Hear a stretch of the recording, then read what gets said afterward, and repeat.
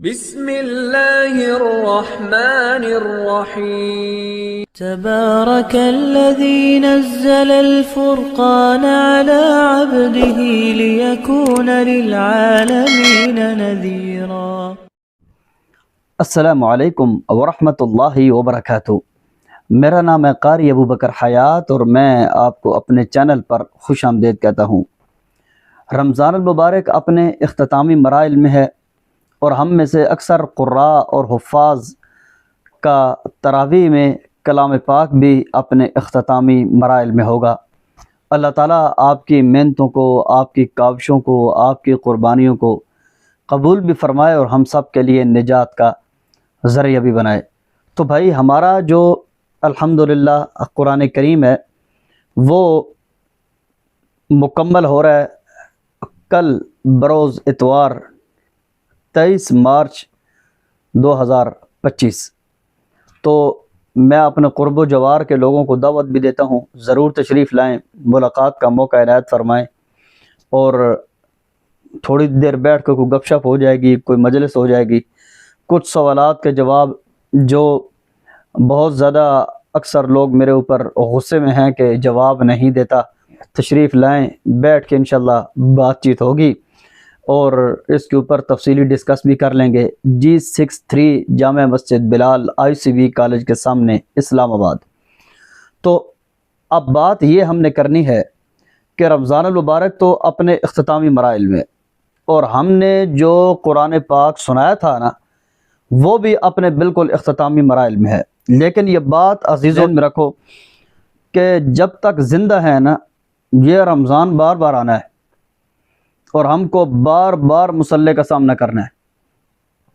اب اس بات کو سمجھنے کی ضرورت یہ ہے، میری بات کو تھوڑی سی اہمیت دیں، بہت فائدہ ہوگا آپ کو۔ دیکھیں جو پورا سال ہم نے محنت کرنی ہوتی ہے نا، پورا سال، وہ ساری محنت پورے سال کی اکٹھی کر کے جو پورے سال کا مغز ہوتا ہے وہ ہم رمضان میں محنت کرتے ہیں۔ پورے سال کی محنت کا خلاصہ رمضان المبارک ہوتا ہے۔ رمضان المبارک کے اندر بہت زیادہ محنت کر کے جن کا قرآن کریم بالکل کچا ہوتا ہے نا ان کا کچا پکا ہو جاتا ہے، جن کا کچا پکا ہوتا ہے وہ تھوڑے سے 2 قدم اور آگے بہتری کی طرف چلے جاتے ہیں، اور جو تھوڑے سے 2 قدم اور بہتری کی طرف ہوتے ہیں ان کا قرآن کریم کے اوپر زبان رواں ہو جاتی ہے۔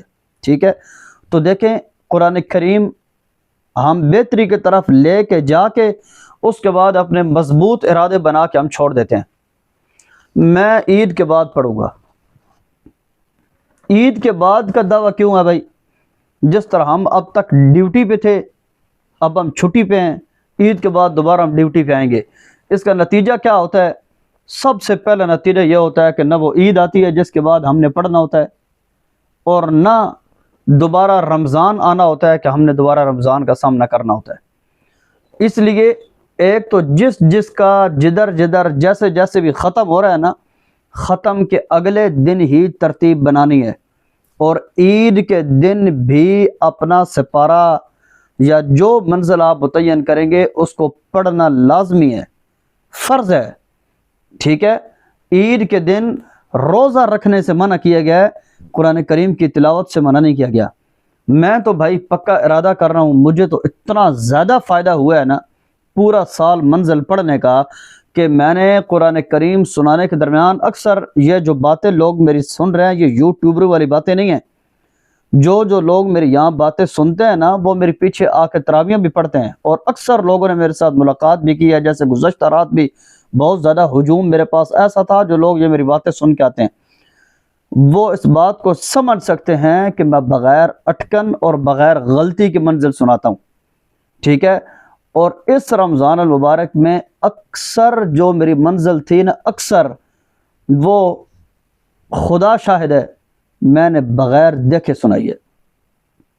سامع میرا کوئی نہیں تھا، سامع ادھر تھا جہاں تراویح پڑھانے جاتا تھا، ادھر سننے والا بندہ کوئی نہیں تھا، کبھی بچے آ جاتے تھے تو سنا لیتا تھا، ورنہ چلتے پھرتے روڈ کے اوپر کبھی چلتے جا رہے ہیں تو منزل پڑھ لی تو کبھی دیکھ لی۔ رمضان کے اندر کس کو یاد کرنے کا ٹائم ملتا ہے؟ کوئی نہیں یاد کرتے۔ ٹھیک ہے، پورا سال منزل پڑھنے کا یہ فائدہ ہوتا ہے۔ تو عزیزو اب بات سمجھنے کی یہ ہے، جو پورے سال کی محنت تھی نا وہ ہم نے ایک رمضان میں کر ڈالی ہے۔ اب رمضان کی محنت کو ہاتھ سے جانے نہیں دینا. رمضان کے اندر کئی گھنٹے محنت کر کے آپ نے کلام پاک یاد کیا ہے. اب یہ کئی گھنٹے جو ہے نا یہ ہم نے پورے سال پہ تقسیم کرنے ہیں. رمضان المبارک میں اگر 4 سے 5 گھنٹے آپ نے روزانہ پڑھا ہے, آپ کا 20 رمضان کو ختم ہوا ہے, تو 5 کو 20 سے ضرب دیں کتنے گھنٹے بنتے ہیں. تو آپ نے جتنے گھنٹے بن جائیں نا یہ آدھا گھنٹہ روزانہ کی ترتیب سے آپ نے منزل پڑھنی ہے. آدھا گھنٹہ روز لگا کے آپ نے قرآن کریم کو جیسے بھی پڑھنا ہے. ٹھیک ہے, میرا مشورہ یہ ہے کہ آپ نے قرآن کریم کو اس انداز سے پڑھنا ہے, زبانی پڑھیں, جدھر غلطیاں آ جائیں غلطیوں کو یاد کریں اور چلتے بنیں. آئندہ سال آپ بھی دیکھے بغیر قرآن سنائیں گے اور غلطی کے بغیر سنائیں گے. میں نے کلام پاک کا بہت بڑا حصہ غلطی کے بغیر سنایا ہے, کوئی غلطی نہیں آئی. ٹھیک ہے, تو دیکھیں بہت محنت کے ساتھ, یقین جانے بہت زیادہ محنت کے ساتھ یار, بہت زیادہ لوگ میرے ساتھ رابطے میں رہے اور انتھک لوگوں نے محنتیں کی ہیں. ٹھیک ہے, یہ انتھک محنت کرنے کی ضرورت کیوں پڑتی ہے؟ یہ پورے سال کی ہم سزا بھگت رہے ہوتے ہیں کہ پورا سال قرآن نہیں کھولا, اب روزہ بھی رکھو اور ساتھ سارا دن قرآن کریم بھی پڑھو. کتنی بندے میں ہمت ہوتی ہے؟ پورا سال آدھا گھنٹہ بلا ناغہ منزل پڑھنی ہے, جیسے بھی پڑھنی ہے, لازمی پڑھنی ہے, اور طبیعت پہ بوجھ بنا کے نہیں پڑھنی, ریلیکس ہو کے. ہماری غلطیوں کا زیادہ ریشو کیوں ہوتا ہے آپ کو اس بات کا پتہ ہے؟ جس وقت ہم مصلے کے نیچے پڑھ رہے ہوتے ہیں نا, بغیر پریشر کے پڑھ رہے ہوتے ہیں, اور ہمارا دھیان کبھی ادھر جا رہا ہوتا ہے کبھی ادھر جا رہا ہوتا ہے, زبان چل رہی ہوتی ہے. لیکن جس وقت ہم مصلے پہ کھڑے ہوتے ہیں نا, ہماری پوری توجہ جس وقت منزل کی طرف جاتی ہے, غلطیوں کی لائنیں لگ جاتی ہیں. آپ نے پورا سال منزل تسلسل سے پڑھنی ہے. انشاءاللہ آئندہ رمضان ابو بکر حیات کو دعائیں دیں گے. ٹھیک ہے بھائی, دیکھیں پورا سال کی بات دوبارہ ایک دفعہ میں ریپیٹ کر رہا ہوں, میری بات کو اہمیت دیں. پورے سال کی جو محنت تھی وہ آپ نے 1 مہینے میں خرچ کر ڈالی ہے. اب اس 1 مہینے کی محنت کو ہاتھ سے جانے نہیں دینا.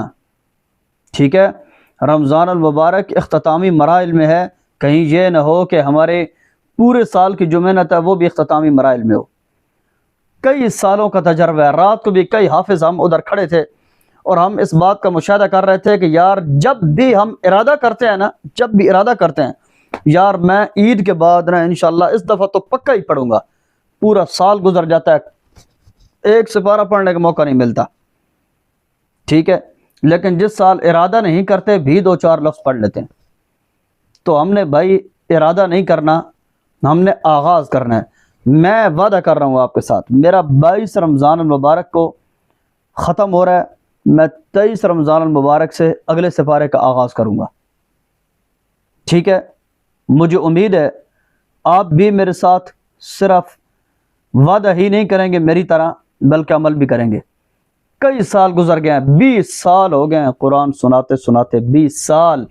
ہر سال ارادہ کرتے ہیں یار میں اس سال نہ انشاءاللہ, اس سال تو یہ والا موقع تو جائے گا ہی نہیں نا. بس دوبارہ جس وقت آنکھیں کھلتی ہیں تو پتہ چلتا ہے کہ اگلے مہینے میں پھر رمضان ہے.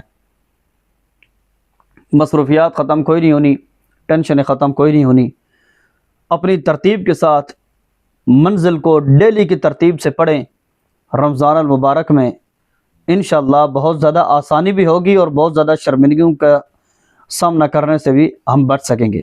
اگر کسی وجہ سے آپ قرآن کریم سنا نہیں سکے, کوئی بھی وجہ تھی, ایک مرتبہ دوبارہ زندگی میں آپ کو سال مل گیا, غنیمت جانیے اور محنت کیجیے.